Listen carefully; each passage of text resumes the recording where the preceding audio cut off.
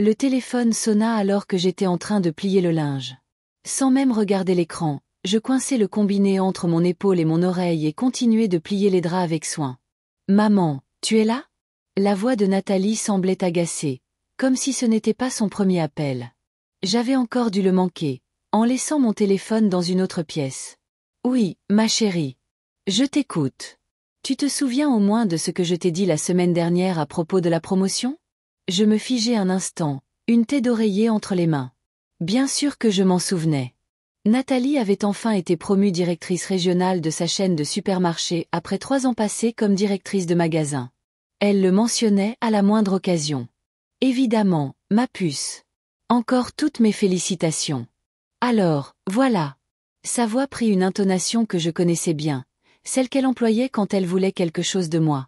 On organise un dîner de famille ce vendredi à l'Azur, à 20h. Tu viendras ? L'Azur était l'un de ces nouveaux restaurants branchés du centre-ville de Lyon, ceux qui faisaient la couverture des magazines sur papier glacé. Je n'y avais jamais mis les pieds. D'habitude, nous nous retrouvions chez Nathalie ou dans un restaurant familial pour les grandes occasions. À l'Azur ?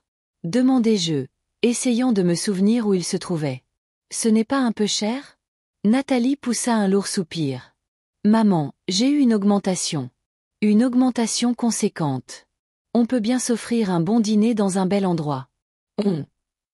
Elle disait toujours on, pour parler d'elle, de son mari Laurent, et de leurs enfants, Oé et Léo. Je n'étais pas incluse dans ce on, même si je leur donnais souvent de l'argent quand ils traversaient des passes difficiles. Et c'était souvent le cas, malgré toutes les augmentations de Nathalie.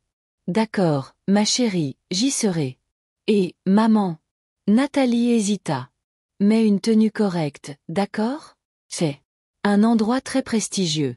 Sur ce, elle me dit au revoir à la hâte, prétextant un emploi du temps chargé. Je reposai le téléphone et regardai mes mains.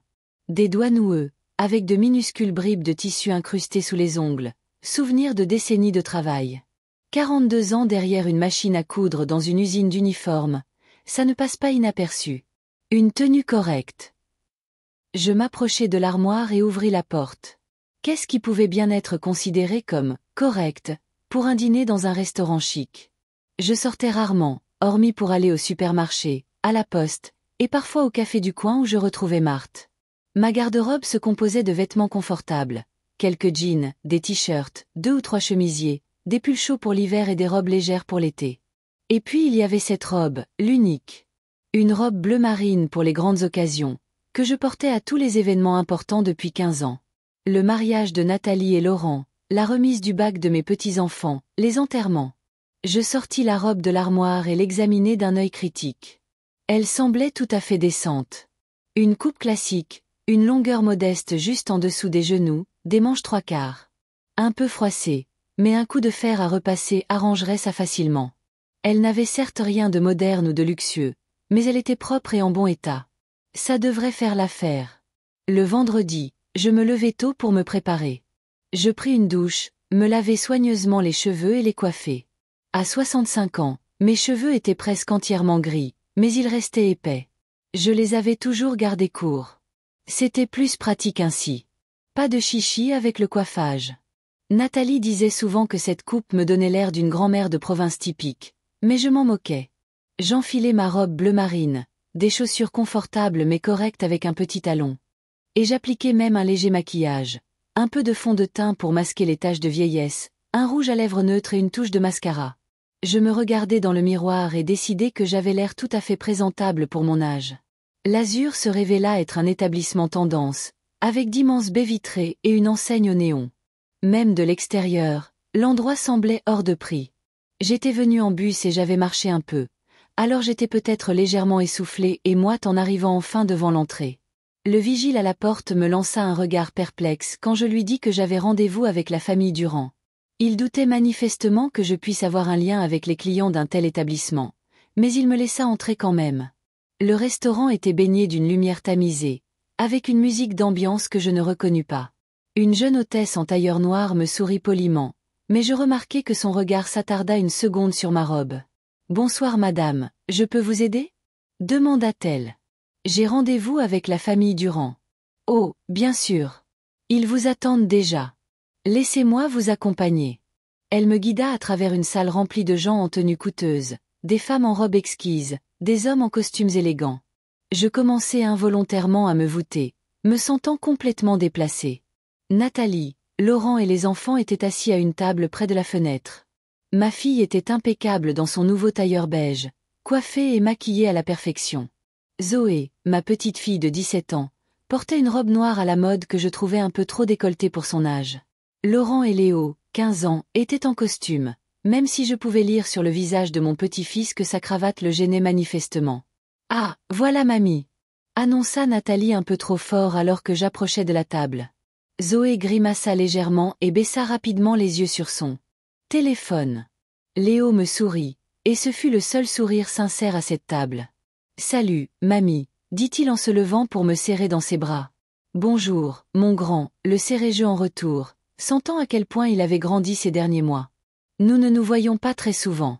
Nathalie était toujours trop occupée pour amener les enfants me voir, et je vivais loin d'eux, dans un vieux quartier. « Maman, assieds-toi », dit Nathalie en désignant une chaise vide. « On a déjà commandé, mais je me suis permis de choisir pour toi.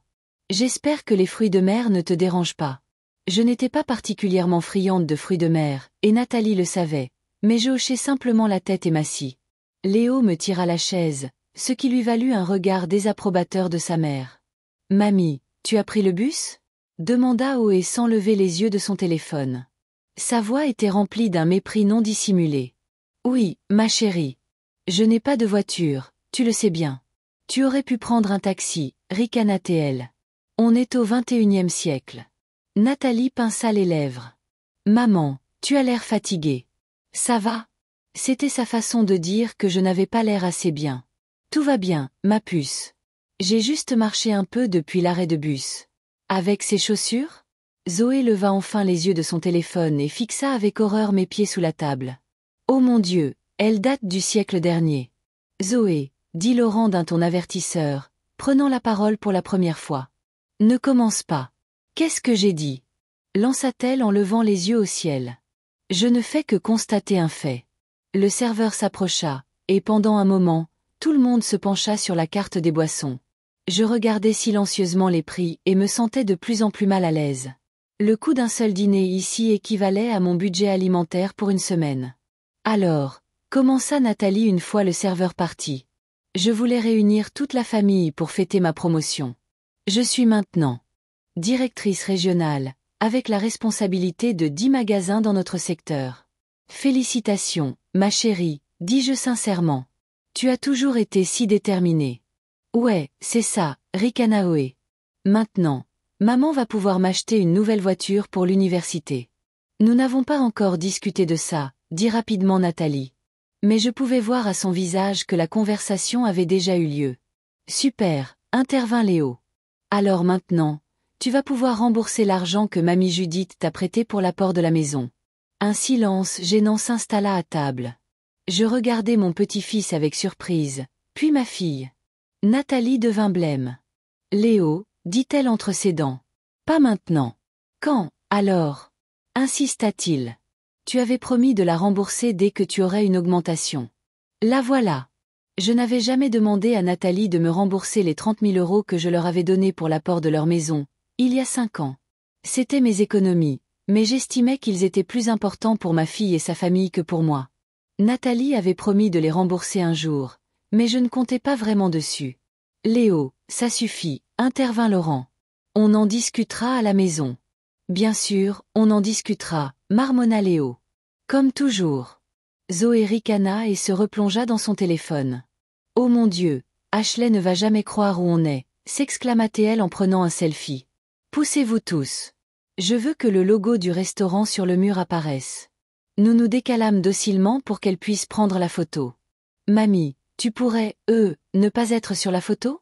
dit soudain Zoé. « Sans vouloir t'offenser, mais tu gâches un peu la composition. » Je m'écartai en silence, sentant mes joues rougir de honte. « Zoé !» s'exclama Léo, indigné. « Mais qu'est-ce que tu racontes ? » « Quoi ?» haussa-t-elle les épaules. « Mamie sait bien qu'elle n'est pas très présentable. Cette robe, sérieusement, elle est antique. Et sa coupe de cheveux, et ses chaussures. » Elle grimaça. On dirait que tu viens de débarquer du train. Les gens nous regardent. Je jetai un coup d'œil autour de moi. Effectivement, plusieurs clients des tables voisines nous lançaient des regards curieux. Très probablement attirés par la voix forte de Zoé, mais à ce moment-là, il me sembla qu'ils me regardaient spécifiquement, moi. Une vieille femme dans une robe bleue usée au milieu de cette foule glamour. Zoé, tu présentes tes excuses à ta grand-mère, tout de suite, dit Laurent, mais sa voix manquait d'assurance. Nathalie restait silencieuse, étudiant le menu avec une attention exagérée. Pourquoi faire? Demanda Zoé, sincèrement surprise. J'ai juste dit la vérité. Regarde-la.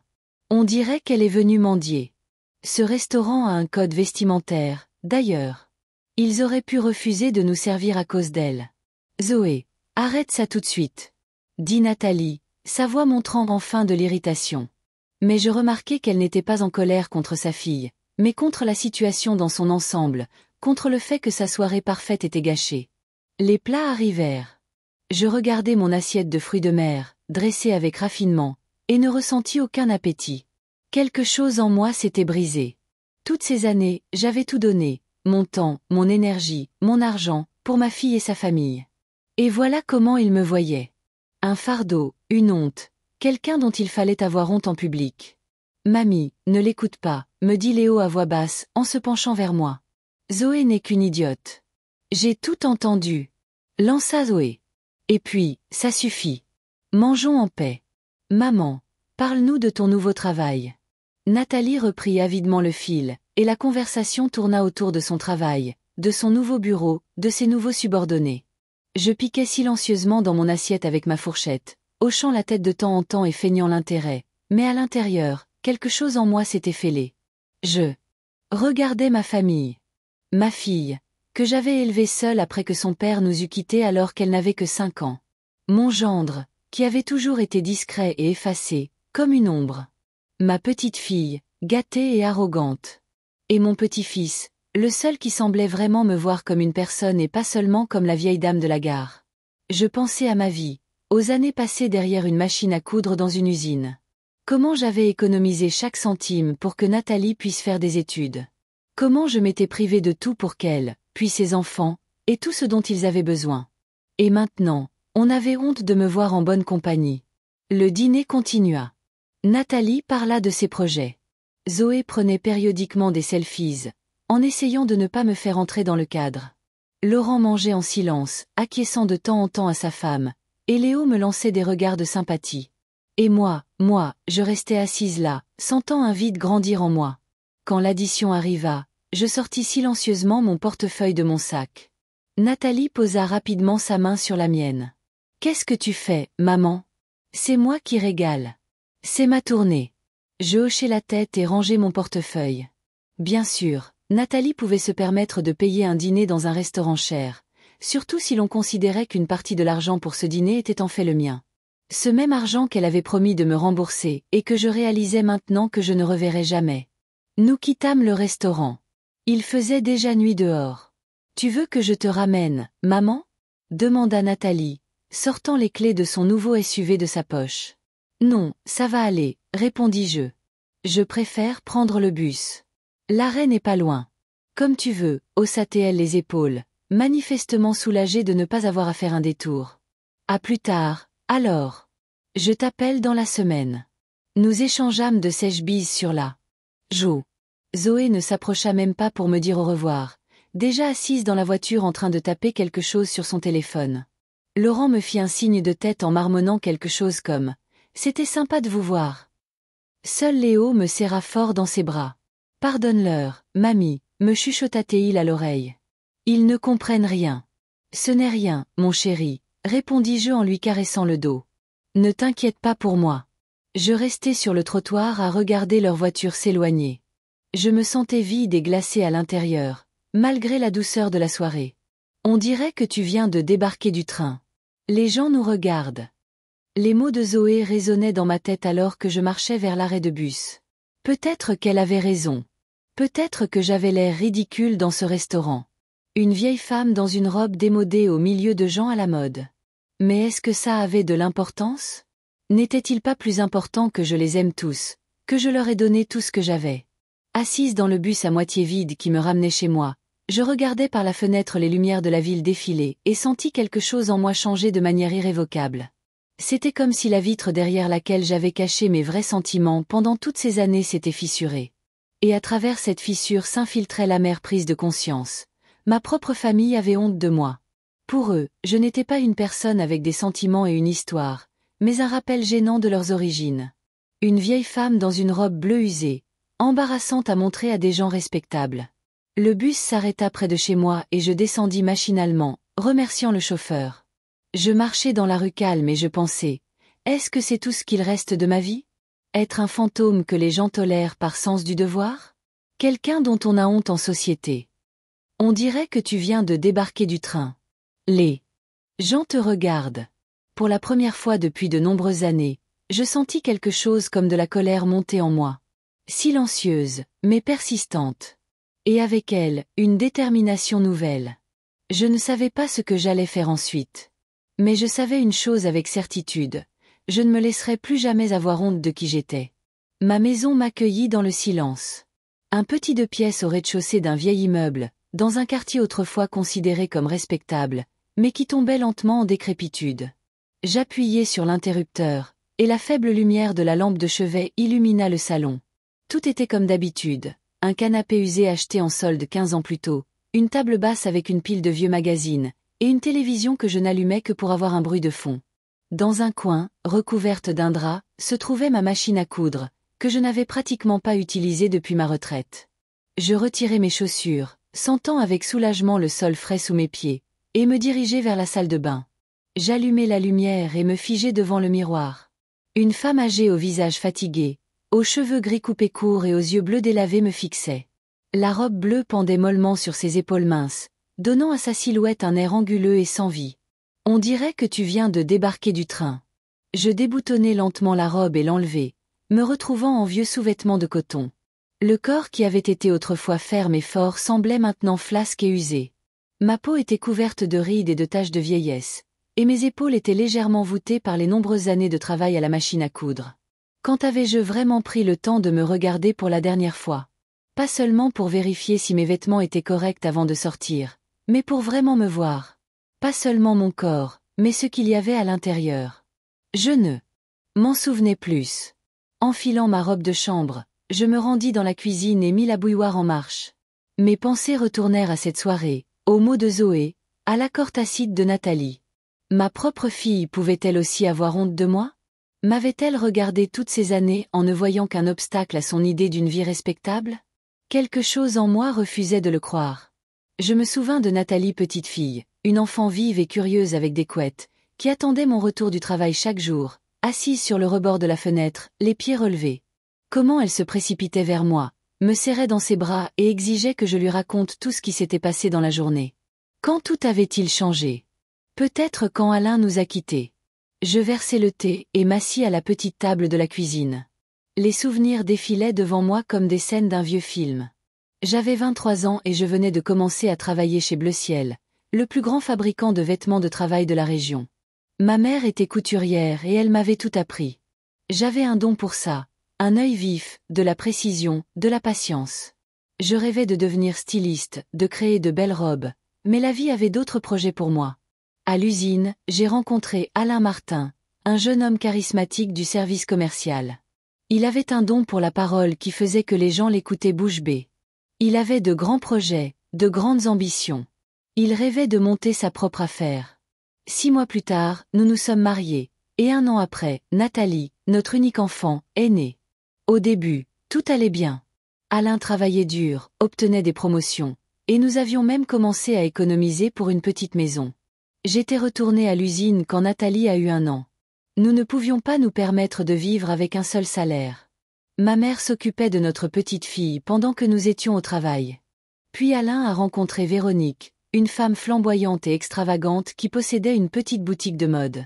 Elle était tout ce que je n'étais pas. Élégante, sûre d'elle, consciente de sa beauté. Alain a commencé à rester tard au travail, à rentrer tard. Je me doutais de ce qui se passait, mais je continuais à faire comme si de rien n'était. Pour le bien de Nathalie. Il nous a quittés quand Nathalie avait 5 ans. Il a juste fait ses valises et a dit qu'il avait besoin d'une autre vie, qu'il étouffait avec moi, que j'étais trop simple pour lui. Je clignai des yeux, revenant à la réalité. Le thé avait refroidi. Je pris une gorgée du liquide amer et grimaçai. Combien d'années s'étaient écoulées depuis? 40. Alain vivait dans une autre région, pour autant que je sache. Il avait une nouvelle famille, et nous n'avions plus eu de contact depuis des années. Mais ces paroles du jour de son départ résonnaient encore dans ma tête. Tu es trop simple, Judith. Tu n'attends rien de la vie, sauf coudre ces maudits uniformes et élever un enfant. Peut-être avait-il raison. Peut-être étais-je vraiment trop simple. Je ne savais pas m'habiller avec style. Je ne savais pas tenir une conversation sur les restaurants à la mode et les stations balnéaires chères. J'avais travaillé toute ma vie au même endroit, à faire la même chose. Coudre des uniformes pour les ouvriers, les infirmières et les cuisiniers. J'étais une bonne couturière, et on m'appréciait pour la qualité de mon travail.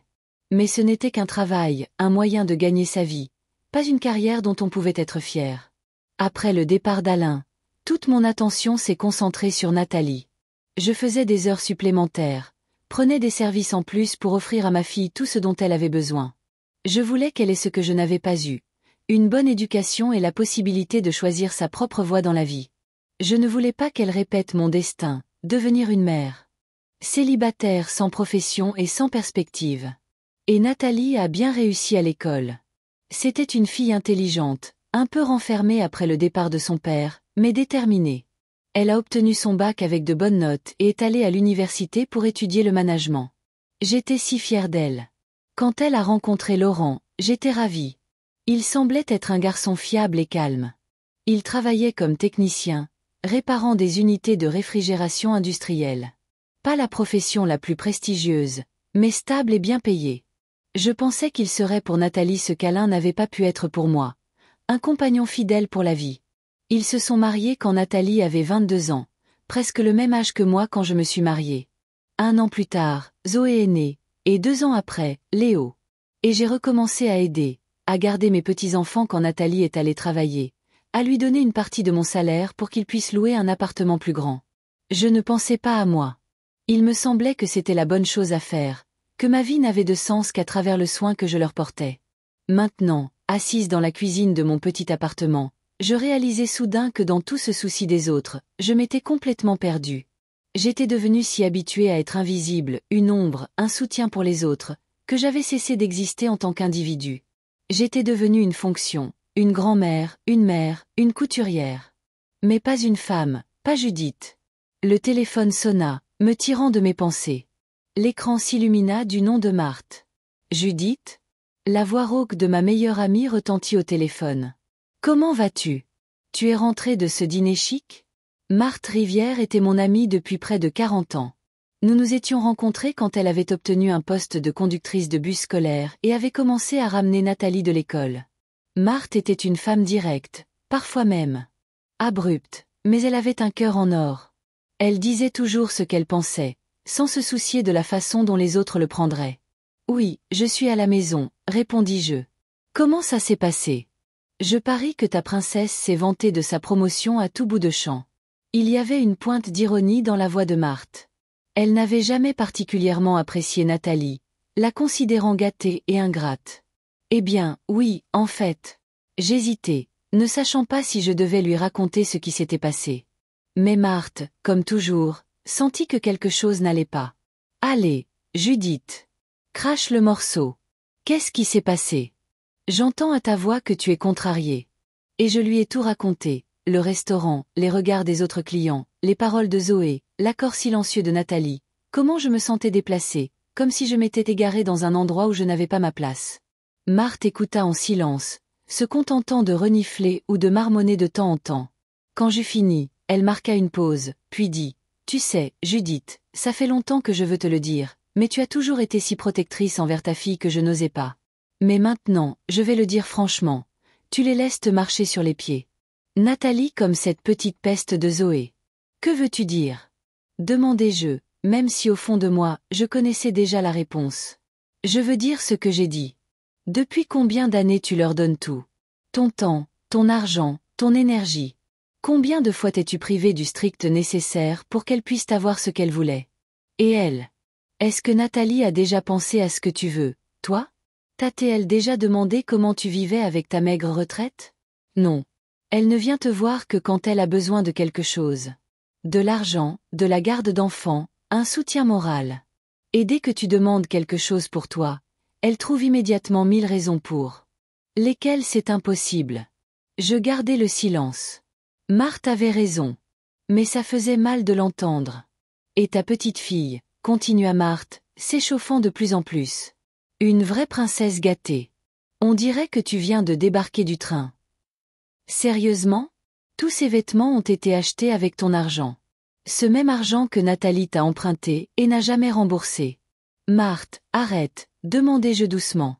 Je n'ai jamais demandé à être remboursée. Exactement. S'exclama-t-elle. Tu ne demandes jamais rien pour toi. Tu es tellement habitué à être invisible que tu t'es convaincu que tu ne mérites pas mieux. Comme si tu devais être reconnaissante qu'elle te laisse faire partie de leur vie. Ce n'est pas normal, Judith. Ça ne devrait pas être comme ça.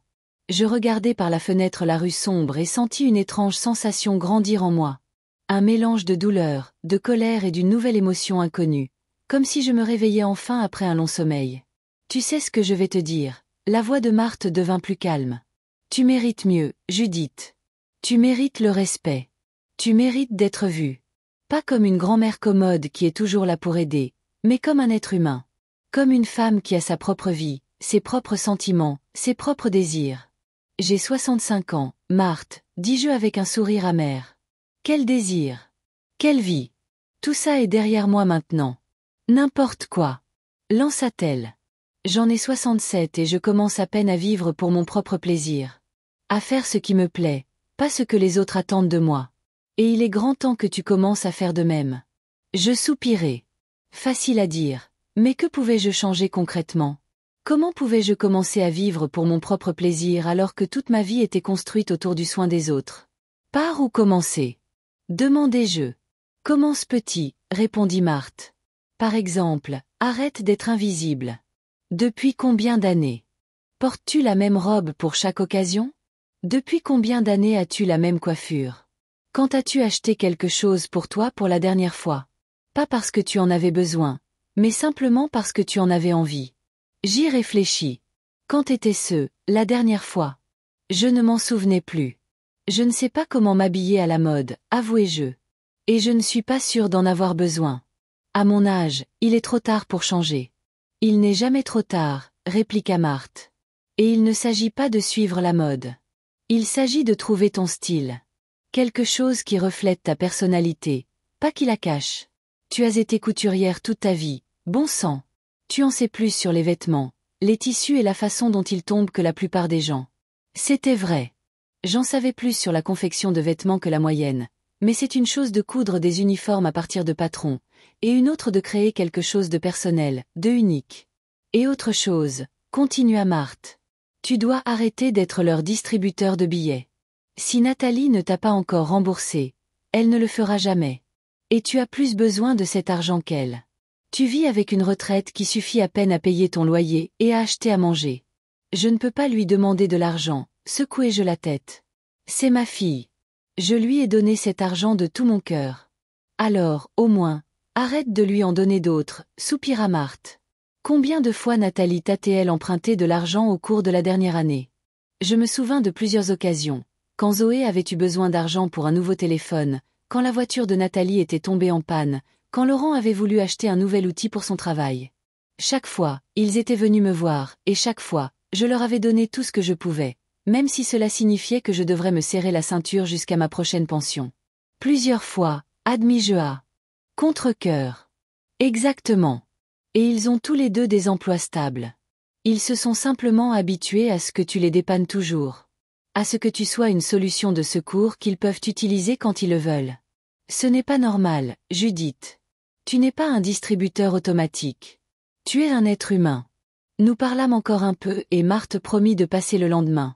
Après notre conversation, je restai longtemps dans la cuisine, à regarder par la fenêtre sombre et à réfléchir à ce qu'elle avait dit.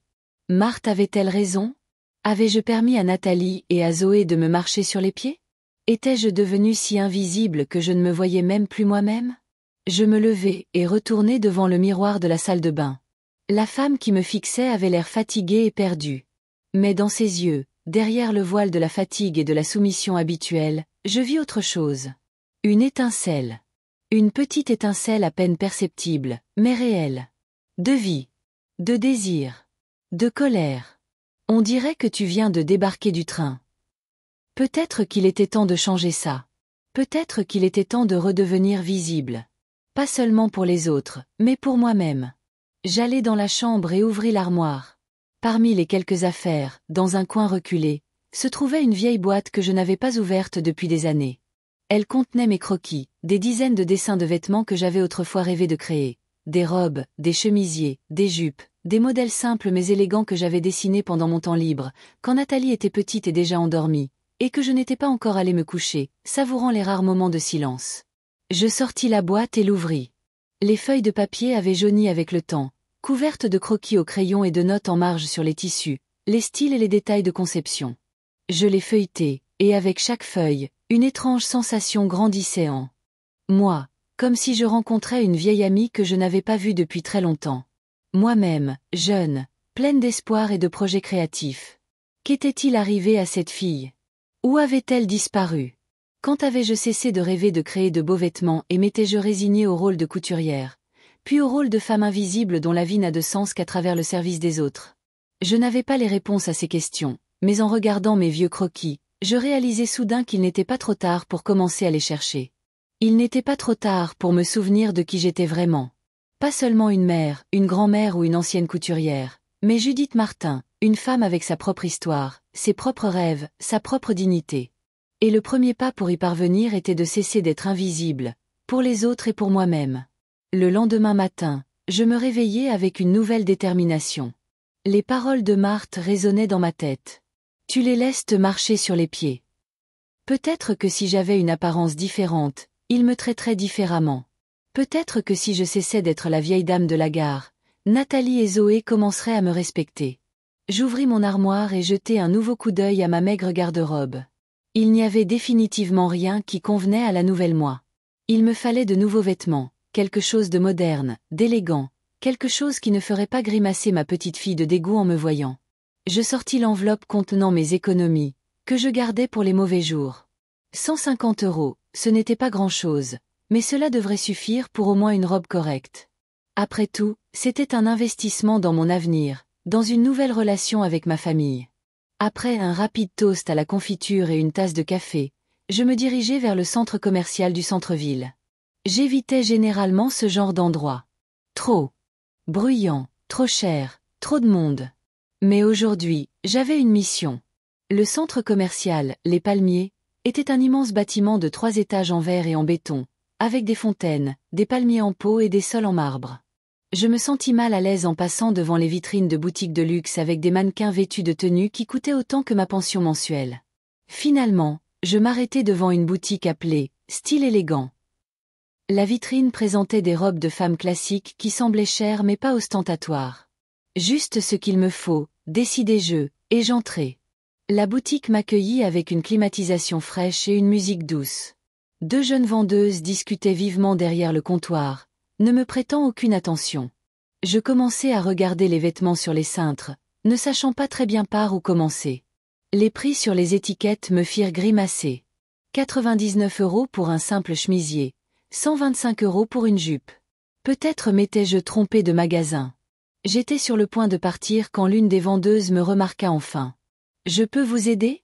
demanda-t-elle avec un sourire professionnel qui n'atteignait pas ses yeux. « Je cherche une robe, répondis-je, incertaine. Quelque chose d'élégant mais pas trop cher. » La jeune femme, dont le badge indiquait « Allez », me toisa et je vis son sourire devenir encore plus forcé. « Nous n'avons pas de solde en ce moment, dit-elle. Tout est au prix fort. » Je vois. Je hochai la tête. Mais peut-être avez-vous quelque chose dans les 150 €?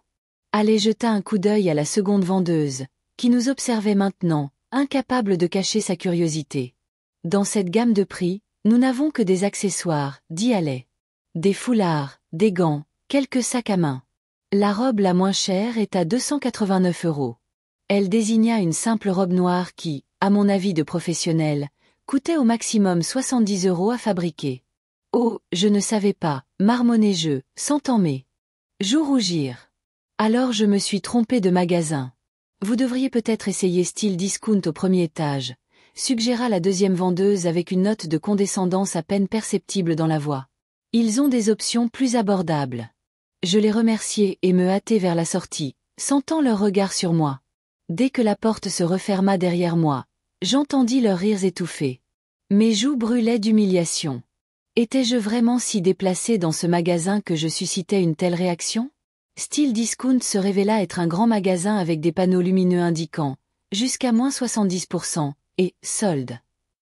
Il y avait foule et c'était bruyant à l'intérieur. Les portants de vêtements étaient si rapprochés qu'il était difficile de se faufiler entre eux. Les clientes, principalement des femmes, fouillaient dans des piles de vêtements, à la recherche de quelque chose de convenable. J'essayais de m'orienter et de trouver le rayon des vêtements pour femmes de mon âge, mais tout autour de moi semblait destiné aux jeunes. Des couleurs vives, des imprimés audacieux, des coupes révélatrices. Rien que je puisse m'imaginer porter. Après une demi-heure de recherche infructueuse, je trouvai quelques options qui semblaient plus ou moins convenables. Un tailleur pantalon beige, une robe vert foncé à manches longues et une jupe grise avec un chemisier. Je me dirigeai vers les cabines d'essayage, me sentant fatigué et irrité.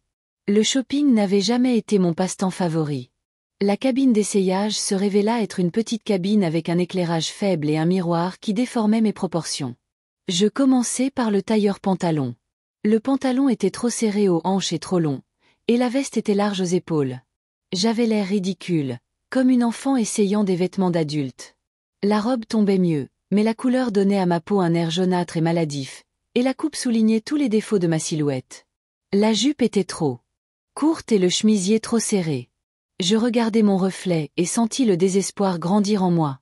Étais-je vraiment si mauvaise pour choisir des vêtements? Ou était-ce que la mode moderne n'était tout simplement pas conçue pour les gens comme moi, des femmes plus âgées avec des silhouettes moyennes et sans prétention au glamour? Contrarié et fatigué, je quittai la cabine d'essayage, suspendis les articles qui ne convenaient pas sur le portant de retour et me dirigeai vers la sortie du magasin. Non, c'était une mauvaise idée. Je ne peux pas devenir quelqu'un que je ne suis pas. Je ne peux pas répondre à des normes qui me sont étrangères. Dans le hall du centre commercial, je m'arrêtai près de la fontaine, me sentant complètement perdu. Les gens s'agitaient autour de moi, jeunes, énergiques, confiants. Ils savaient ce qu'ils voulaient et où ils allaient. Et moi? Qui étais-je? Une femme de 65 ans essayant de plaire à sa fille et à sa petite-fille en se changeant au-delà de toute reconnaissance. Excusez-moi, est-ce que ça va? Je levai les yeux et vis un homme âgé debout à côté de moi. Il était grand, avec une barbe grise soigneusement taillée et des yeux bruns attentifs. Il était habillé simplement mais avec goût, un pantalon beige, une chemise bleue et une veste gris clair. Oui, merci, répondis-je automatiquement. Je suis juste un peu fatigué du shopping. Je comprends, hocha-t-il la tête avec un léger sourire. Ces centres commerciaux vous vident de toute votre énergie, surtout quand vous cherchez quelque chose de précis et que vous ne le trouvez pas. Je souris en retour involontairement. Exactement. Quentin Lebrun, dit-il en tendant la main. Judith Martin, répondis-je en lui serrant la main. Elle était chaude et sèche, avec des callosités sur la paume, la main d'un homme habitué au travail physique. Voudriez-vous prendre une tasse de café? Suggéra-t-il de manière inattendue. Il y a un joli café au 3e étage avec vue sur la ville. C'est beaucoup plus calme qu'ici. J'hésitais. D'un côté, j'avais vraiment envie de m'asseoir et de prendre une tasse de café. De l'autre, je n'avais pas l'habitude que des inconnus m'invitent ou que ce soit. Ne vous inquiétez pas, je ne suis pas un maniaque, sourit Quentin, interprétant correctement ma pose. J'ai juste pensé que vous aviez l'air d'avoir besoin d'un endroit calme et d'une bonne tasse de café. Et pour être honnête, moi aussi. Tiendrez-vous compagnie à un vieil homme seul? Il y avait un humour bienveillant dans ses yeux, et je sentis que je pouvais lui faire confiance. D'accord, acceptai-je. Un café serait merveilleux. Nous prîmes l'escalator jusqu'au 3e étage et trouvâmes le café, un petit endroit confortable avec des fenêtres panoramiques donnant sur le parc de la ville. Bien que ce soit un samedi, il n'y avait pas beaucoup de clients. La plupart des gens préféraient les magasins et les cafés. Quentin choisit une table près de la fenêtre et me tira galamment une chaise. Nous commandâmes du café. Je choisis un simple café au lait. Il prit un café noir. Alors, commença Quentin une fois nos tasses posées devant nous. Qu'est-ce qui vous amène dans ce royaume de la consommation un samedi? Je n'allais pas raconter mes problèmes de famille à un étranger, mais quelque chose dans son visage ouvert et amical m'encouragea à être franche. J'essaie de renouveler ma garde-robe, répondis-je.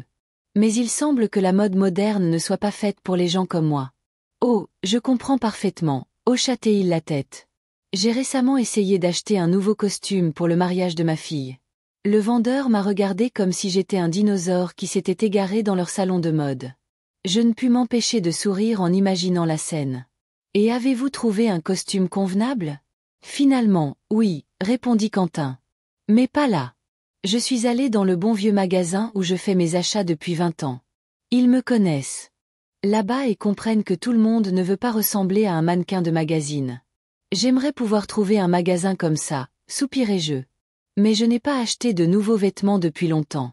D'habitude, je porte mes vieux vêtements jusqu'à ce qu'ils soient usés. Pourquoi avez-vous soudainement décidé de renouveler votre garde-robe?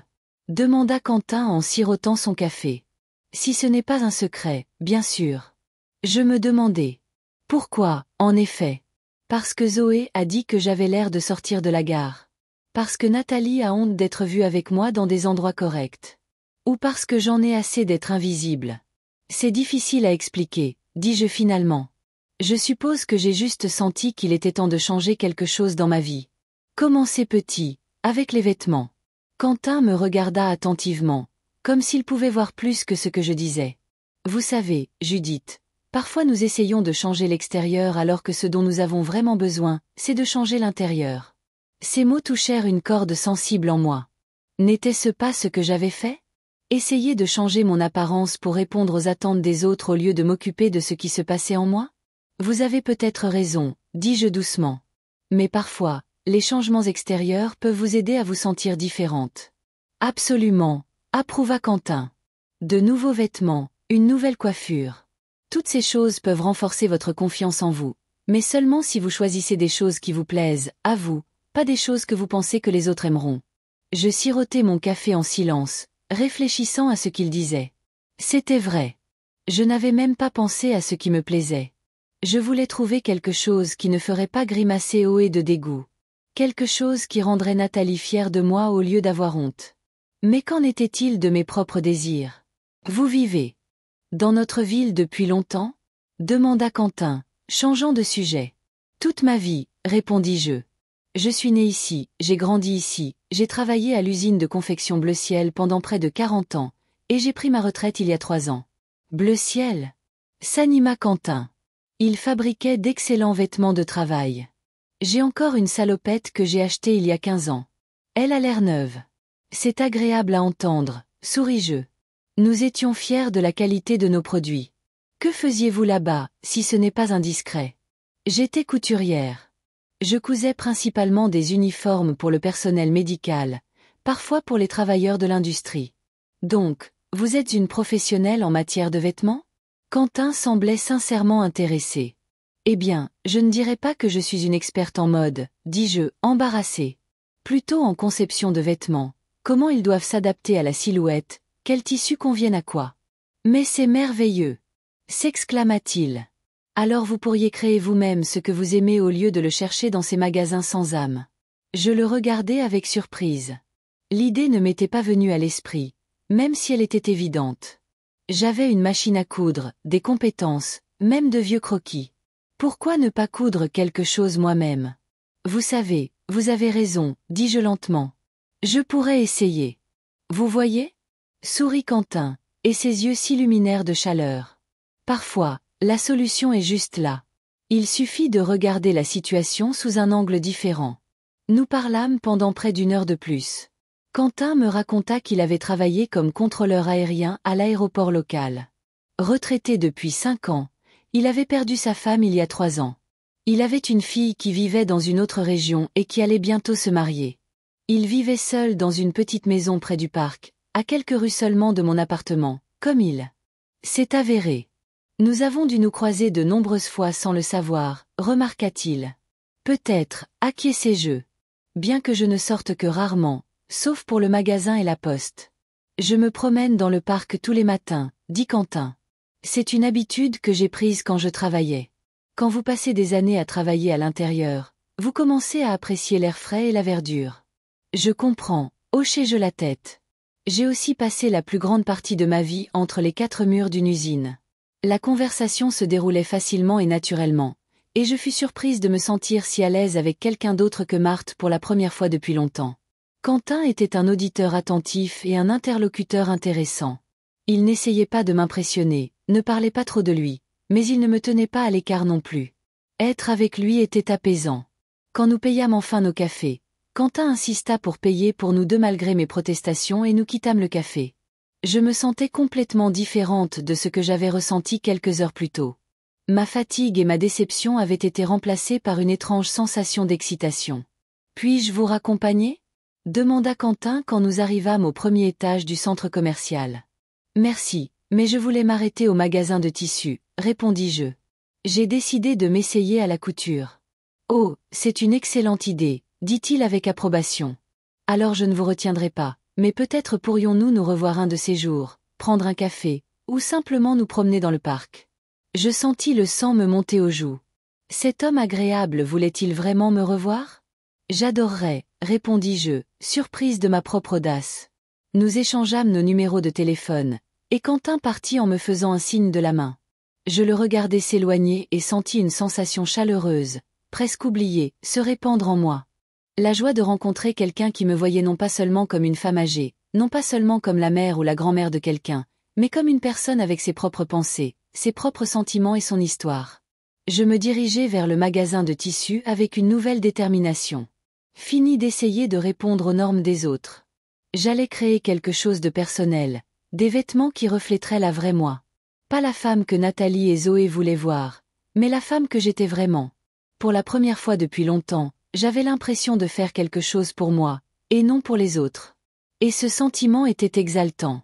Le magasin de tissus était un véritable paradis pour moi. Des étagères remplies de rouleaux de matière colorée, des rayons avec des fils de toutes les nuances, des présentoirs avec des boutons, des fermetures éclairs, des rubans. Je déambulais entre les rangées, touchant les tissus, évaluant leur qualité au toucher, une compétence que je n'avais pas perdue au fil des ans. Après de longues délibérations, je choisis plusieurs pièces, du lin bleu marine avec un léger éclat, de la soie gris argenté et un tissu de coton doux de couleur ivoire. J'achetai également du nouveau fil, des aiguilles pour machine à coudre et plusieurs boutons de nacre. J'y dépensai la quasi-totalité de mes 150 €, mais je ressentis une étrange satisfaction. Cet argent n'avait pas été dépensé pour essayer de plaire aux autres, mais pour quelque chose que je voulais vraiment pour moi. En rentrant chez moi, la première chose que je fis fut de sortir ma machine à coudre de sa housse et de la dépoussiérer. Ma fidèle vieille Singer. Je l'avais achetée d'occasion il y a 30 ans, mais elle fonctionnait encore parfaitement. Mes mains se souvenaient de chaque détail, de chaque bouton et de chaque levier. J'enfilai l'aiguille, vérifiai la tension et fis un point d'essai sur un morceau de tissu. La machine ronronna doucement. Comme si elle était heureuse de reprendre du service. Puis je sortis ma boîte de croquis et les étalai sur la table. Les feuilles de papier, jaunies par le temps, étaient couvertes d'esquisses de robes, de chemisiers et de jupes. Certaines étaient très simples, d'autres avaient des détails intéressants. Un col inhabituel, un drapé original, un ourlet asymétrique. Je les feuilletai, me souvenant comment j'avais dessiné chacune d'elles, à quoi j'avais pensé, ce qui m'avait inspiré. Voici un croquis d'une robe que j'avais conçue après avoir visité une exposition de peinture impressionniste. Une silhouette simple, mais avec une palette de couleurs intéressantes inspirée des tableaux de Monet. Voici un croquis d'un chemisier avec des manches lanternes et des broderies sur le col. Je l'avais imaginé quand Nathalie avait 7 ans et était obsédée par les princesses de contes de fées. Voici un tailleur strict avec des détails inhabituels que j'avais dessiné en rêvant d'une promotion à l'usine qui n'est jamais venue. Tant de souvenirs, tant d'idées non réalisées. Pourquoi avais-je abandonné tout cela ? Pourquoi avais-je laissé mes rêves prendre la poussière dans une boîte sur une étagère lointaine de l'armoire ? La réponse était simple. Je m'étais trop préoccupée de m'occuper des autres, en m'oubliant moi-même. D'abord, il y a eu Nathalie, ses besoins, son éducation, son avenir. Puis il y a eu mes petits-enfants. Je voulais qu'ils aient tout ce que moi et leur mère n'avions pas eu. J'ai tellement essayé de leur donner une vie meilleure que j'en ai oublié la mienne. Parmi les croquis, j'en trouvai un qui me plaisait particulièrement. Une robe simple avec un col montant intéressant et une fermeture asymétrique. Elle était élégante, mais pas prétentieuse. Adaptée à une femme de mon âge, mais pas démodée. Juste ce qu'il me fallait. Je sortis du papier millimétré, un crayon et une règle, et commençai à travailler sur le patron. Le processus m'était familier. Je l'avais fait des milliers de fois à l'usine, bien que généralement à partir de patrons prêts à l'emploi plutôt que de mes propres croquis, mais le principe était le même. Je pris des mesures, calculai les proportions et fis des ajustements pour tenir compte des caractéristiques de la silhouette. Le temps passa sans que je m'en aperçoive. J'étais complètement absorbée par mon travail, oubliant mes problèmes, les paroles de Zoé et ma déception suite à mon shopping infructueux. Il n'y avait que moi, le papier, le crayon et l'idée qui prenaient progressivement forme. Quand la sonnette retentit, je levai les yeux avec surprise. Il était presque 18 heures. J'avais travaillé sans interruption pendant presque toute la journée. Qui pouvait bien venir me voir un dimanche soir? En ouvrant la porte, je fus surprise de voir Léo. « Mamie !» s'exclama-t-il en me serrant dans ses bras. Tu ne répondais pas au téléphone, et je me suis inquiétée. Des appels? Je regardais, confuse, mon téléphone posé sur la table dans le couloir. Il était éteint. Apparemment, la batterie était morte pendant que je travaillais. Oh, je suis désolée, mon chéri. Je me suis laissé emporter et je n'ai pas remarqué. Ce n'est pas grave, sourit Léo. L'important, c'est que tu ailles bien. Je peux entrer? Bien sûr. Je m'écartai, le laissant entrer dans l'appartement. C'est juste un peu le désordre créatif ici. Léo entra dans le salon et regarda avec intérêt les patrons, les croquis et les morceaux de tissu éparpillés partout. Waouh, tu es en train de coudre quelque chose? Oui, j'ai décidé de dépoussiérer mes vieilles compétences, dis-je, un peu embarrassé, comme si on m'avait surprise à faire quelque chose d'inapproprié. C'est trop cool, s'exclama Léo sincèrement, en regardant mes croquis. Tu as imaginé tout ça toi-même? On dirait que ça sort d'un magazine de mode. Son enthousiasme était si authentique que je ne pus m'empêcher de sourire. Merci, mon chéri. Ce sont de vieux croquis que j'ai faits il y a des années. J'ai enfin décidé de donner vie à l'un d'entre eux. Ce sera cette robe bleue? Léo montra le croquis sur lequel je travaillais. Oui, avec ce tissu. Je lui montrai un morceau de lin bleu marine. Cool. Il passa la main sur le tissu. C'est si élégant. Ça t'ira super bien, mamie. Je regardais mon petit-fils avec émotion. À 15 ans, c'était un grand garçon mince aux cheveux bruns ébouriffés et aux yeux gris sérieux.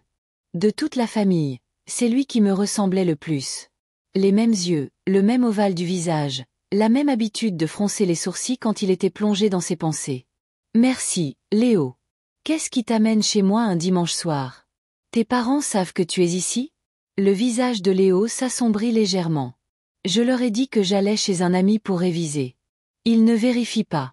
Maman est occupée à préparer une présentation importante et papa répare le lave-vaisselle. Il est encore tombé en panne. Je vois, hochai-je la tête. Tu veux du thé ou du chocolat chaud? Je crois que j'ai des biscuits quelque part. Du chocolat chaud, ce serait super, sourit Léo. Comme quand on était petit, tu te souviens? Tu me faisais toujours du chocolat chaud avec des guimauves quand je venais. Bien sûr que je m'en souviens, dis-je en me dirigeant vers la cuisine, Léo me suivant. Je n'ai pas de guimauve, mais je vais faire le chocolat. Pendant que je préparais la boisson, Léo s'assit à la table de la cuisine, m'observant d'un air songeur. Tu sais, mamie, dit-il finalement. Je voulais m'excuser pour Zoé, pour ce qu'elle a dit au restaurant. C'était vraiment méchant.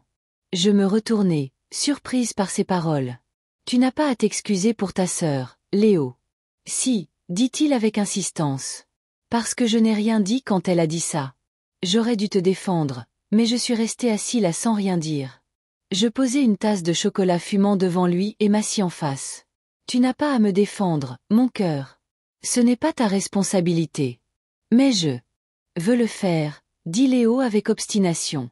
Tu es la seule dans notre famille qui me soutient toujours, qui n'essaie pas de me transformer en un stupide modèle standard. Je regardai attentivement mon petit-fils. Que veux-tu dire? Léo soupira et prit une gorgée de son chocolat avant de répondre. Maman et Zoé, elles sont toujours mécontentes de moi. Je ne suis pas assez sportif, pas assez sociable, pas assez ambitieux. Zoé a constamment honte de moi devant ses amis parce que je préfère les jeux vidéo au football. Et maman, elle me compare toujours au fils de son patron, qui se préparait déjà à postuler à HEC. Je sentis une vague d'indignation monter en moi. Comment Nathalie pouvait-elle traiter son propre fils de cette façon? Léo, écoute-moi, dis-je en couvrant sa main de la mienne. Tu es merveilleux. Intelligent, gentil, réfléchi. Et tu n'as pas à être comme qui que ce soit d'autre. Tu dois être toi-même. Je sais, mamie. Il sourit faiblement. Quand je suis avec toi, je sens que je peux être moi-même. Mais à la maison, il secoua la tête. Je ne suis jamais comme ça. Je comprends, dis-je doucement. Crois-moi, je sais très bien ce que c'est que de se sentir jugé selon les normes de quelqu'un d'autre. Exactement, s'anima Léo. Comme au restaurant. Zoé a agi comme si tu devais ressembler à un mannequin sorti d'un magazine. Sinon, on aurait honte de se montrer avec toi. C'est tellement stupide. Je ne pus m'empêcher de sourire à son indignation. Eh bien, j'ai décidé de changer un peu. Hochai-je la tête en direction du salon où se trouvaient mes patrons de couture. Mais pas pour répondre à leurs attentes. Juste pour moi. C'est génial, mamie, dit Léo avec approbation. Tu sais, je pense que nous devons tous les deux faire plus ce que nous voulons, pas ce que les autres attendent de nous. Tu as raison, acquiesçai-je. Alors, qu'est-ce que tu veux, Léo? Il réfléchit un instant. Je veux étudier la programmation, créer des jeux ou des applications. Mais ma mère dit que ce n'est pas sérieux, que je dois penser à une vraie carrière, avocat ou médecin. La programmation est un domaine très prometteur, remarquai-je. Et si ça t'intéresse et que tu as un don pour ça, pourquoi ne pas essayer? Exactement, s'exclama Léo. J'ai essayé de l'expliquer à ma mère, mais elle ne veut rien entendre. Elle est trop occupée par sa carrière et par la création de l'apparence d'une famille parfaite. L'apparence? Demandai-je. Léo baissa la voix, même si nous n'étions que deux dans l'appartement. Mamie, tu ne sais pas ce qui se passe à la maison. Tout ce spectacle, les restaurants chers, la nouvelle voiture de maman, les vêtements à la mode de Zoé, c'est juste une façade. On est criblé de dettes. Je le regardais avec surprise. Mais la promotion de Nathalie? Ça n'a pas apporté de revenus supplémentaires? Si, hocha la tête Léo. Mais pas assez pour le style de vie que maman essaie de maintenir. Elle veut qu'on ait l'air plus riche qu'on ne l'est vraiment. C'est pour le statut, pour impressionner ses collègues, les parents des amis de Zoé, les voisins. Je me souvins du nouveau SUV de Nathalie, des vêtements chers de Zoé, du restaurant L'Azur avec ses prix exorbitants. Mais pourquoi? Demandai-je, perplexe. Pourquoi vivre au-dessus de ses moyens? Léo haussa les épaules. Maman a toujours été comme ça. Tu te souviens comment elle voulait toujours avoir les mêmes choses que les filles riches de sa classe à l'école? Tu me l'as raconté. Elle n'a pas changé, seulement maintenant, ce sont des choses plus chères. Je me souvenais en effet. Comment Nathalie pleurait parce qu'elle n'avait pas les mêmes jeans à la mode que les filles de médecins et d'avocats de son école. Comment elle avait honte d'inviter ses amis parce que notre appartement était trop petit et trop simple. Je pensais qu'elle avait grandi, mais je me trompais. Les dettes sont-elles importantes? Demandai-je prudemment. Le visage de Léo s'assombrit. Je ne connais pas tous les détails, mais j'ai surpris une conversation de mes parents. On a 3 cartes de crédit, et elles sont toutes presque au maximum. Il y a le crédit immobilier de la maison, un prêt pour la voiture de maman, une sorte de prêt personnel. Papa fait des heures supplémentaires pour essayer de suivre les paiements, mais ça ne suffit pas. Je me souvins comment Léo avait mentionné, lors du dîner de famille, l'argent que je leur avais prêté pour l'apport de leur maison. 30 000 €, presque toutes mes économies. Nathalie avait promis de me rembourser, mais apparemment, elle n'en avait pas été capable. Et pourtant, elle continuait à dépenser de l'argent pour maintenir une apparence de prospérité. Papa essaie de convaincre maman de vivre selon nos moyens, continua Léo. Mais elle ne veut rien entendre. Elle dit qu'on ne peut pas montrer de faiblesse, que c'est important de maintenir les apparences pour sa carrière. Et Zoé est pareil. Il lui faut les choses les plus récentes et les plus chères, sinon elle fait une crise. Et toi? Demandai-je. Qu'est-ce que tu veux? Je veux juste qu'on soit une famille normale, dit Léo doucement. Sans cette course constante au statut, sans avoir toujours à prouver quelque chose à quelqu'un. Je veux que maman et papa arrêtent de se disputer pour l'argent. Je veux que Zoé arrête d'être si. Il hésita, cherchant le mot juste. Je regardai mon petit-fils de 15 ans et fus stupéfaite de sa maturité. À son âge, la plupart des adolescents ne pensent qu'à eux-mêmes, à leurs désirs et à leurs problèmes. Mais Léo s'inquiétait pour sa famille, voyant ce que ses parents essayaient de cacher à tout le monde, y compris à moi. « Pourquoi tu me racontes tout ça, Léo ?» demandai-je. « Parce que tu es la seule en qui je peux avoir confiance, » répondit-il simplement. « Et parce que je m'inquiète pour toi. Maman continue de te prendre de l'argent alors qu'elle sait que tu n'en as pas beaucoup.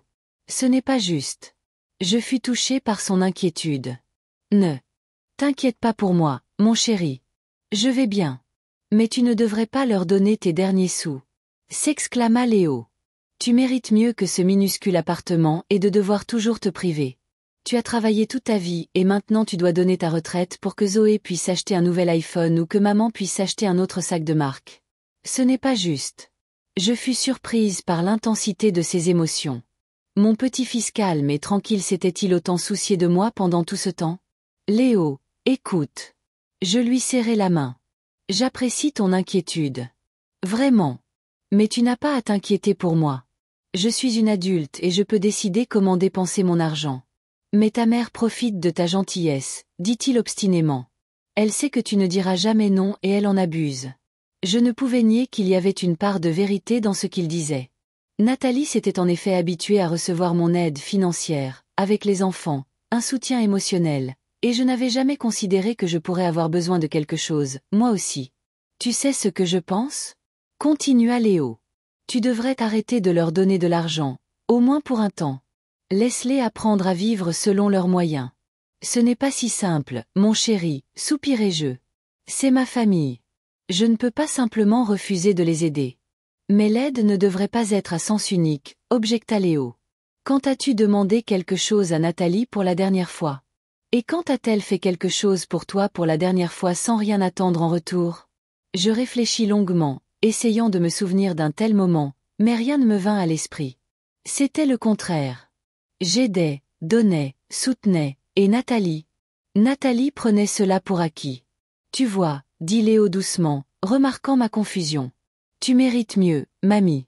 Et il est temps que tu commences à penser à toi, pas seulement à eux.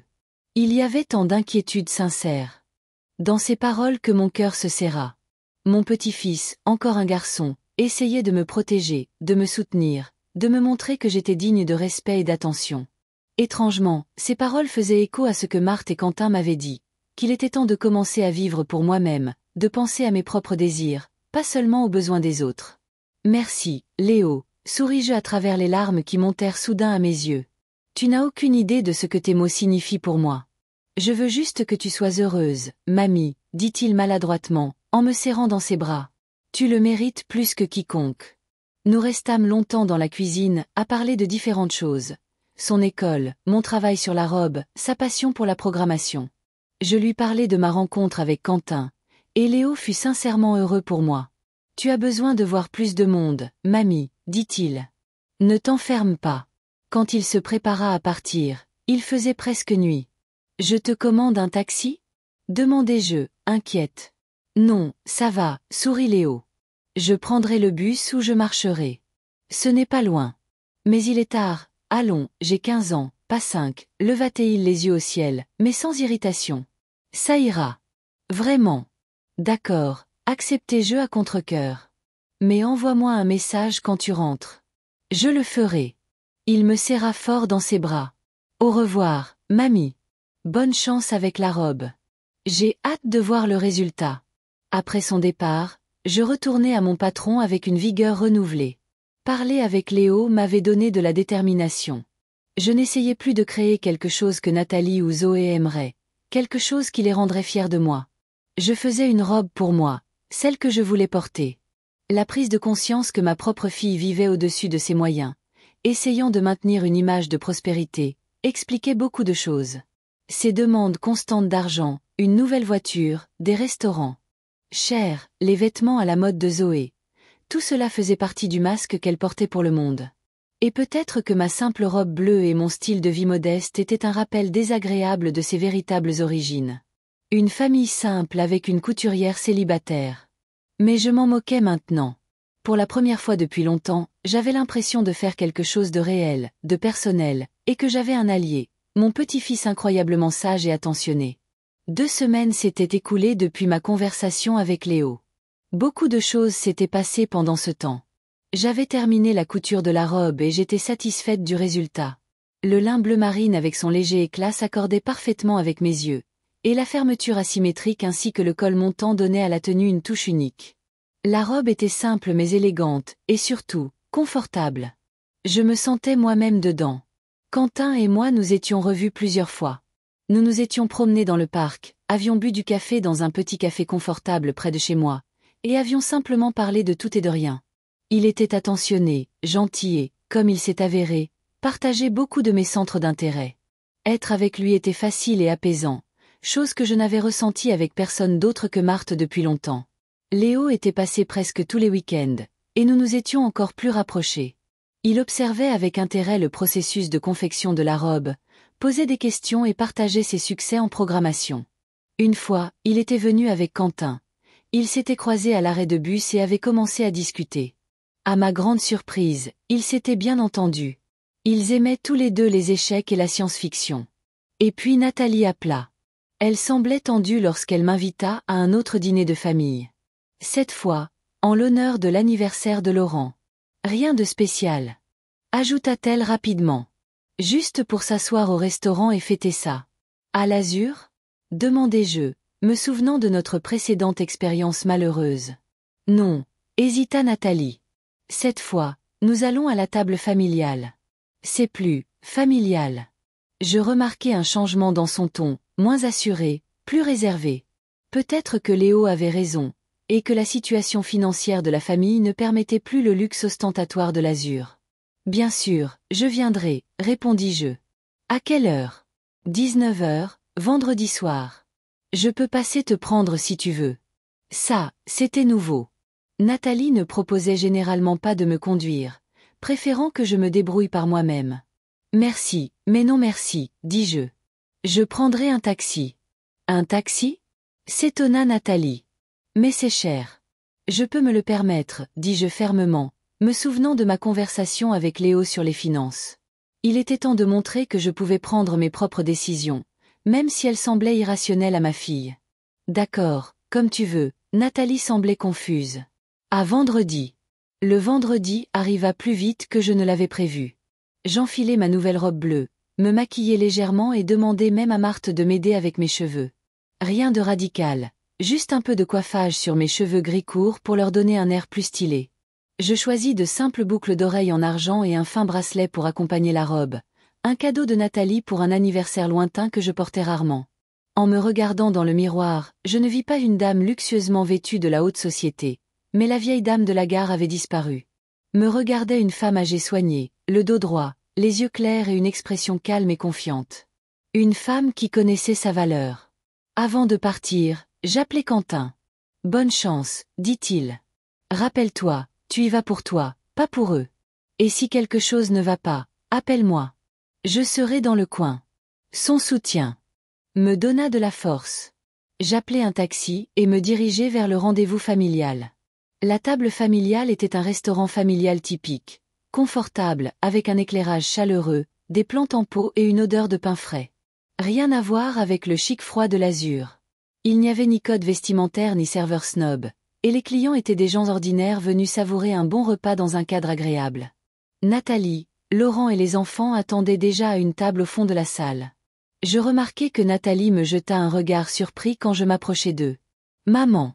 Sa voix semblait perplexe. « Tu as l'air différente. »« Bonjour, ma chérie. » Je souris et l'embrassai sur la joue. « Bon anniversaire, Laurent. »« Merci, Judith. » Mon gendre hocha la tête en se levant pour me serrer dans ses bras. « Je suis content que tu aies pu venir. »« Waouh !» rayonna Léo en me voyant. « Tu es magnifique. C'est la robe que tu as faite ? » « Oui, mon chéri. » Je lui souris avec gratitude. « Je l'ai terminée la semaine dernière. »« Attends, » interrompit Zoé, levant les yeux de son téléphone pour la première fois. « Tu as fait cette robe toi-même ? » « Oui, » dis-je en m'asseyant sur une chaise libre à côté de Léo. « J'ai été couturière pendant près de 40 ans, tu te souviens ? Mais, ça n'a pas l'air d'un uniforme de travail, hésita Zoé. On dirait une robe de créateur. » Sa voix était remplie de surprise, à la limite de l'incrédulité. Elle ne s'attendait clairement pas à ce que sa grand-mère soit capable de créer quelque chose d'aussi élégant. Merci, ma chérie. Je décidai de prendre ces paroles comme un compliment, bien que ce n'en fût probablement pas un. J'ai dessiné ce modèle il y a de nombreuses années, mais je n'ai jamais eu le temps de le réaliser. Tu l'as dessiné? Nathalie semblait sincèrement surprise. Je ne savais pas que tu avais été styliste. Il y a beaucoup de choses que tu ne sais pas sur moi, ma chérie, dis-je doucement. Une pause gênante s'installa à table, rompue par le serveur qui s'approcha de nous. Nous commandâmes. Je choisis des pâtes aux fruits de mer. Bien que je préfère habituellement des plats plus simples, ce soir était une soirée pour de nouveaux départs. Alors, comment s'est passée la semaine de tout le monde? Demanda Laurent, essayant de détendre l'atmosphère. Super, répondit immédiatement Nathalie.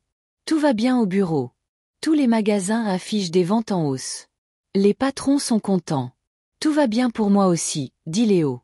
J'ai commencé à travailler sur un nouveau projet de programmation, une application pour aider les personnes âgées à apprendre à utiliser les smartphones. Mon professeur d'informatique pense que ça pourrait être prometteur. Vraiment? Je regardais mon petit-fils avec fierté. C'est merveilleux, Léo. Ouais, c'est génial que tu passes ton temps sur une application au lieu de te préparer pour une grande école, remarqua sarcastiquement Nathalie. Maman, j'ai 15 ans, répondit calmement Léo. J'ai encore 3 ans avant le bac, et la programmation est un domaine prometteur qui pourrait m'aider à entrer dans une bonne école d'ingénieur. Si tu arrives à y entrer avec tes notes de chimie et de physique, ricana Zoé. Il a d'excellentes notes en maths et en informatique, intervint-je. Et ce sont exactement les matières dont on a besoin pour la programmation. Zoé leva les yeux au ciel. Ouais, bien sûr. Défends-le, mamie. Tu le fais toujours. Et toi, Zoé? Demandai-je, décidant de changer de sujet. Comment ça se passe à l'école? Bien, haussa-t-elle les épaules. Rien de spécial. Puis elle s'anima soudainement. J'ai été invitée à la fête d'Ashley Brown ce samedi.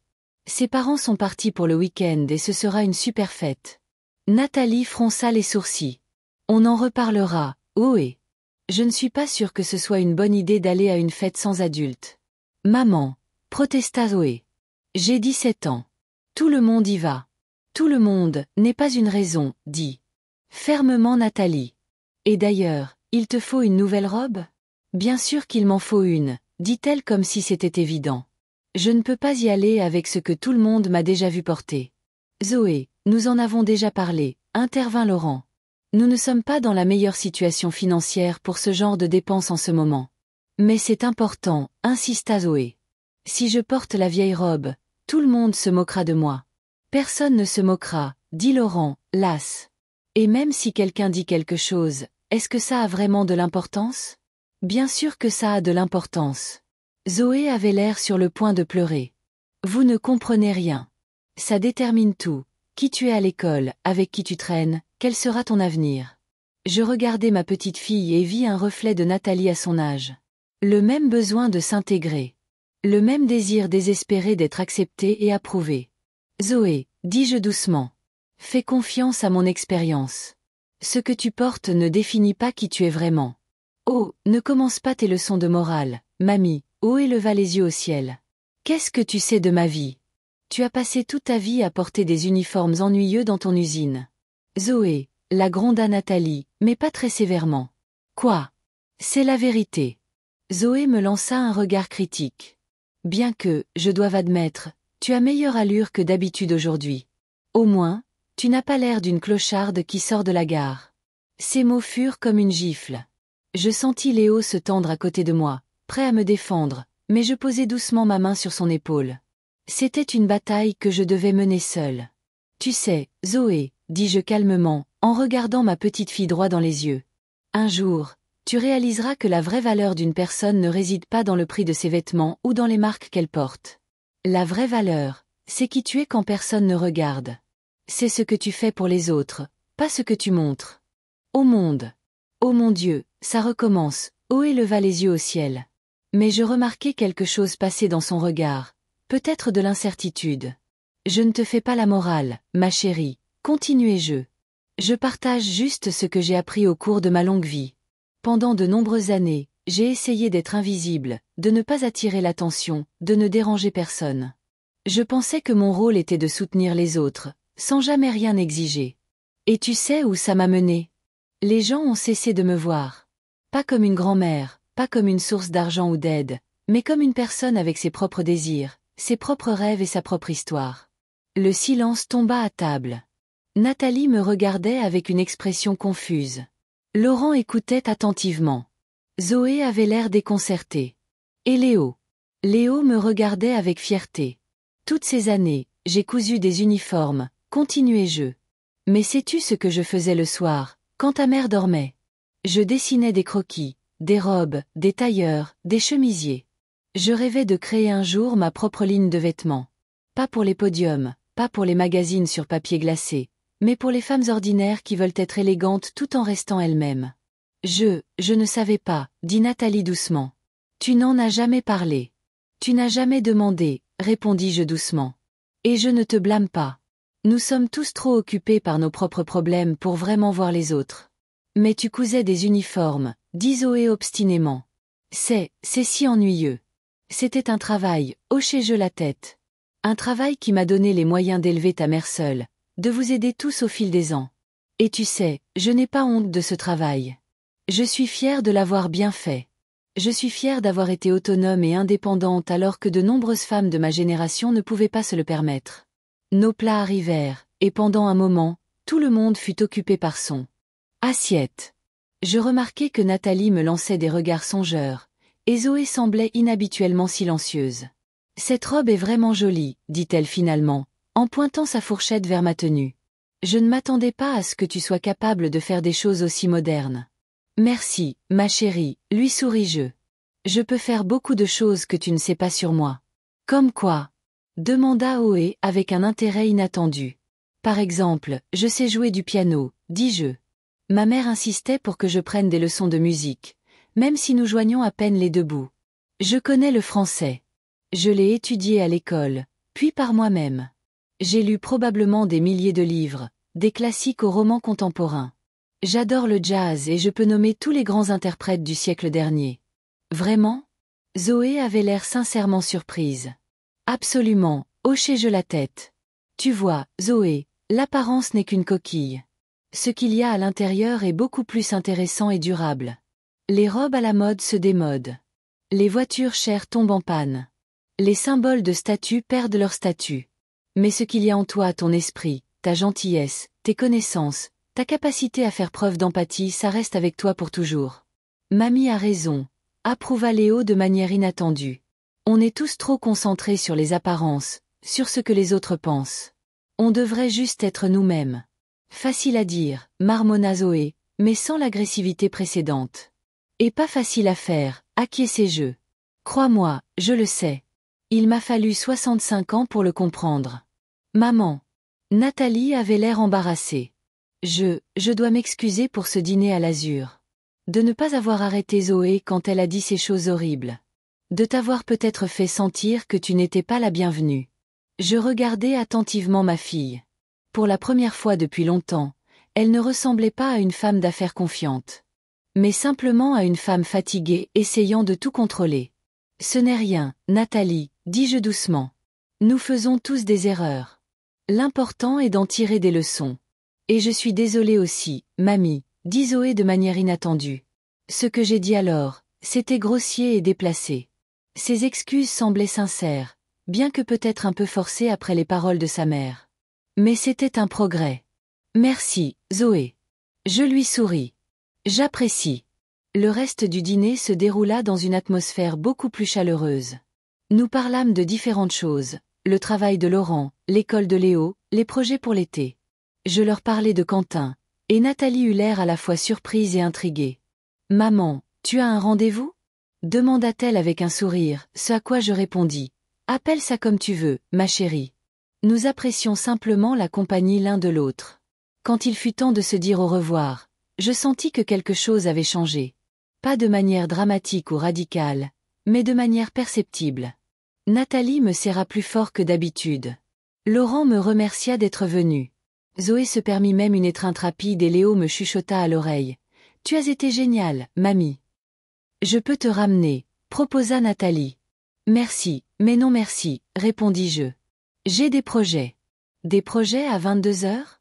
Demanda-t-elle, surprise. Oui, souris-je. Je retrouve Quentin. Nous allons nous promener le long des quais. Il y a une sorte de festival de jazz en plein air ce soir. Oh. Nathalie avait l'air un peu déçue. Bon, d'accord. Passe une bonne soirée. Merci, ma chérie. Vous aussi. Je quittai le restaurant la tête haute, me sentant légère et libre. Pour la première fois depuis longtemps, je me sentais entière. Pas seulement une mère, une grand-mère ou une ancienne couturière, mais Judith Martin, une femme avec sa propre histoire, ses propres désirs et son propre style. Quentin m'attendait dans la rue, comme promis. Il se tenait près d'un lampadaire, vêtu d'un costume d'été clair, un bouquet de fleurs des champs à la main. Comment ça s'est passé? Demanda-t-il en me tendant les fleurs. Mieux que ce à quoi je m'attendais, répondis-je en inhalant leur parfum délicat. Beaucoup mieux. Vous avez l'air heureuse, remarqua-t-il en m'offrant son bras. Je me sens heureuse. Je pris son bras, et nous marchâmes lentement à travers la ville du soir. Au loin, on entendait de la musique de jazz, et les lumières des quais se reflétaient dans l'eau sombre. Pour la première fois depuis longtemps, mon cœur était léger et calme. De l'extérieur, nous devions avoir l'air tout à fait normaux, un couple de personnes âgées se promenant bras dessus, bras dessous dans la ville du soir. Mais à l'intérieur, je me sentais renouvelée, comme si j'étais née de nouveau. C'était comme si je m'étais enfin débarrassée du lourd fardeau des attentes des autres pour devenir moi-même. Pas parfaite, pas sans défaut, mais réelle. Vous savez, dit Quentin, en me regardant avec un sourire chaleureux. Vous êtes une femme incroyable, Judith Martin. Merci, souris-je en retour. Je commence à le comprendre. Nous marchions le long de la promenade, et les sons du jazz se faisaient plus forts. Une brise d'été chaude jouait dans mes cheveux. Devant moi s'étendait toute une vie.